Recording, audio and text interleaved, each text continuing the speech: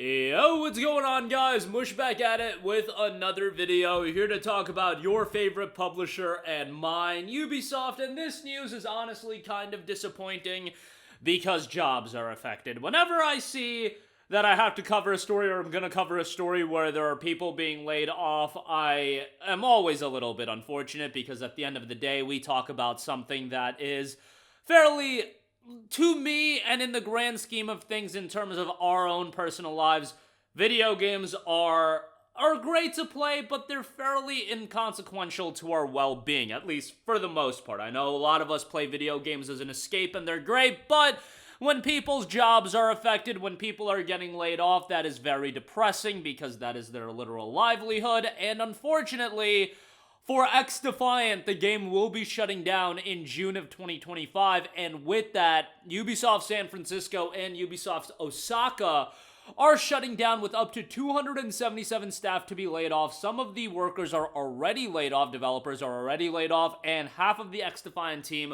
will be moved to other projects. XDefiant is the latest shooter and the latest live service game that is shutting down.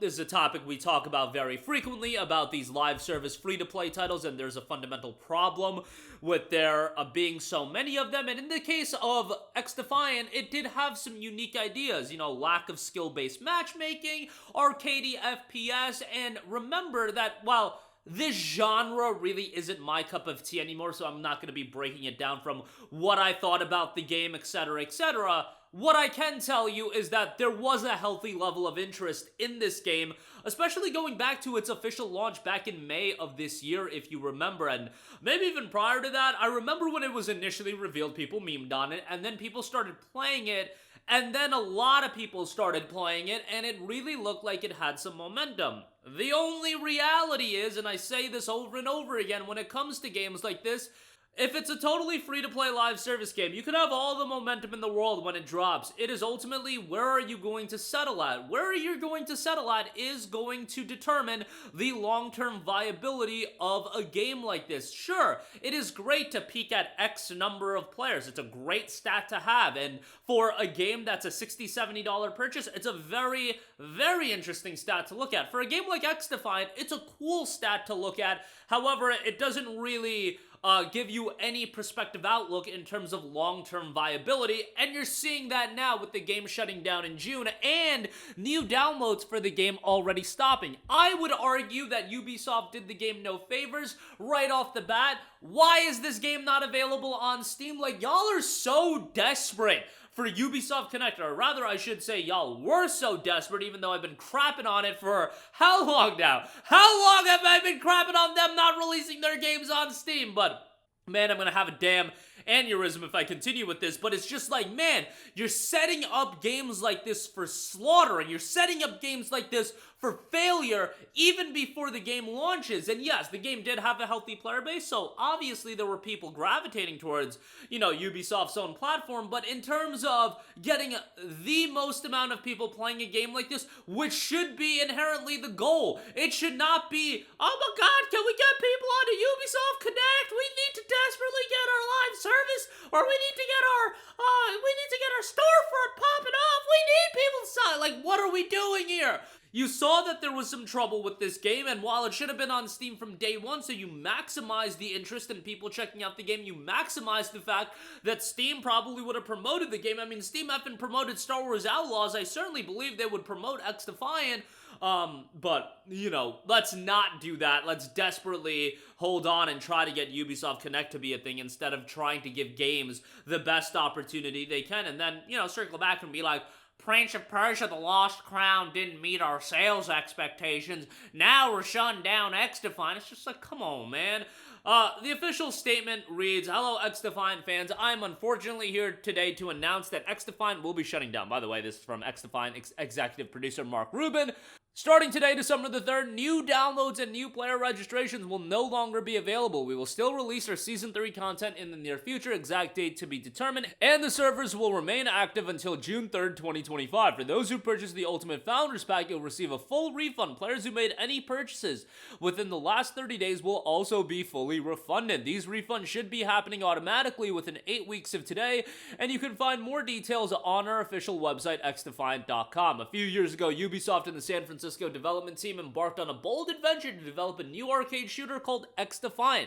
It was from the start an incredible challenge. Not only were we trying to shake up the genre by removing skill-based matchmaking while bringing back a more old-school arcade shooter experience, but we were also diving into the high-risk, high-reward realm of free-to-play, and for that, I want to applaud not only the development team, but also Ubisoft leadership for taking that chance. Free-to-play in particular is a long journey. Many free-to-play games take a long time to find their footing and become profitable. It's a long journey that Ubisoft and the teams working on the game were prepared to make until very recently, but unfortunately, the journey became too much to sensibly continue. I am, of course, heartbroken to have to be writing this post. Yes, the game has been a personal passion for me for years, and yes, I know not all challenges lead to victory, but I also want to recognize all of the developers who are being affected by this closure. Each and every one of them is a real person with a real life separate from our own, and they have all put so much of their own passion into making the game, and I hope that they can be proud of what they did achieve. I know that I will always be proud and grateful to have worked with such a great team, a team that really punched above its weight class, and what they achieved is truly remarkable. The early response from players when XDefiant launched was amazing. We broke internal records for the fastest game to surpass 5 million users, and in the end, we had over 15 million players play our game. That is something to be extremely proud of, especially considering how tough this genre is. So thank you to all of the developers who put their passion into making this game. If there's one thing I hope we can all take away from this experience, it's the importance of open, honest communication between developers and players. This player-first mentality, along with respectful, non-toxic conversations between developers and players, has been one of the standout differences that made XDefiant so special. From my very first post about XDefiant, this was the vision I wanted to champion, and I hope it leaves a positive mark on how the games industry treats its players and communities. To our players, thank you from the bottom of my heart. I want to express my deepest gratitude for the incredible community that has grown around XDefiant. Your passion, creativity, and dedication have inspired us every step of the way. With the utmost of love and respect, Mark Rubin, executive producer. So that is the official statement regarding the shutting down of XDefiant, and